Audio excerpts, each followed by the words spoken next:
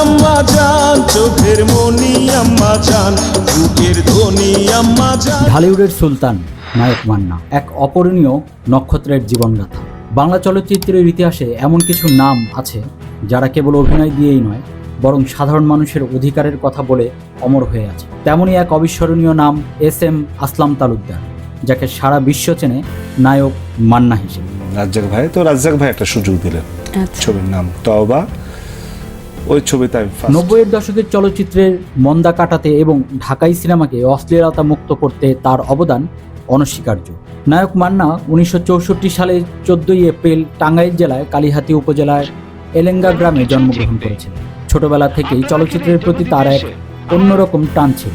টাঙ্গাইলের সাধারণ পরিবেশে বেড়ে ওঠা এই তরুণ যে একদিন পুরো দেশের মানুষের স্বপ্নের নায়ক হয়ে উঠবেন, তা হয়তো কখনোই কেউ ভাবতে পারেনি।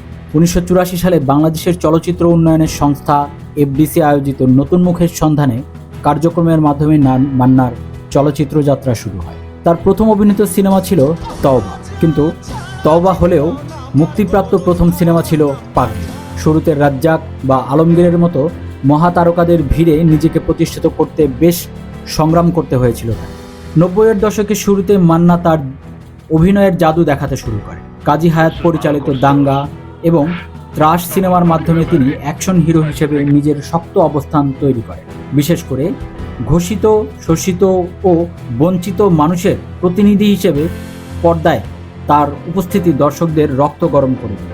মান্নার ক্যারিয়ারের মাইলফলক কিছু সিনেমা রয়েছে, সেগুলোর মধ্যে একটি হচ্ছে আম্মা জান। এই সিনেমাটি মান্নাকে এক অনন্য উচ্চতায় নিয়ে যায়। মায়ের প্রতি সন্তানের ভালোবাসা এক কালজয়ী দলিল হয়ে আছে। এরপরে রয়েছে লুটতরাজ। ঢাকাই সিনেমার অশ্লীলতার বিরুদ্ধে লড়াইয়ের সূচনা করেছিলেন এই সিনেমার মাধ্যমে। কতদিন বাঁচতে চান? বাঁচার অনেক ইচ্ছা, তবে ওকে, বাঁচতে চাই। সাধারণ মানুষের কষ্ট, জীবন সংগ্রাম ফুটে উঠেছিল তার অভিনয়ের মাধ্যমে।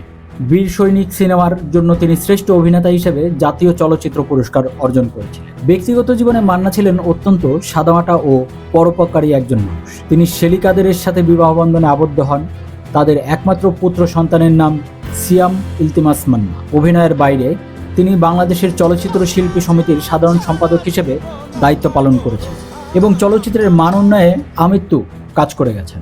2008 সালে 17 ফেব্রুয়ারি পুরো বাংলাদেশের জন্য দিনটি ছিল এক প্রচণ্ড শোকের। মাত্র 44 বছর বয়সে হৃদরোগে আক্রান্ত হয়ে না ফেরার দেশে চলে যান এই শক্তিশালী অভিনেতা। তার এই মৃত্যু, তার এই আকস্মিক মৃত্যু ঢাকাই চলচ্চিত্রের ইতিহাসে এক শূন্যস্থান তৈরি করেছে, যা আজও অপরিণত। টাঙ্গাইলের নিজ গ্রাম এলেঙ্গায় তাকে সময় কেন মান্না আজও অপরাজেয়? মান্না শুধু নায়ক ছিলেন না, তিনি ছিলেন একজন প্রতিবাদী কণ্ঠস্বর।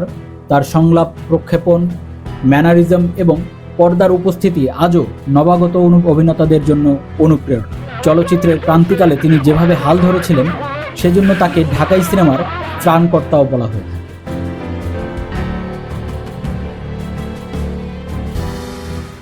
নিয়মিত বিস্তারিত আপডেট পেতে যুগবাণী এন্টারটেইনমেন্ট চ্যানেলটি সাবস্ক্রাইব করে রাজ্জাক ভাই একটা সুযোগ দিলেন।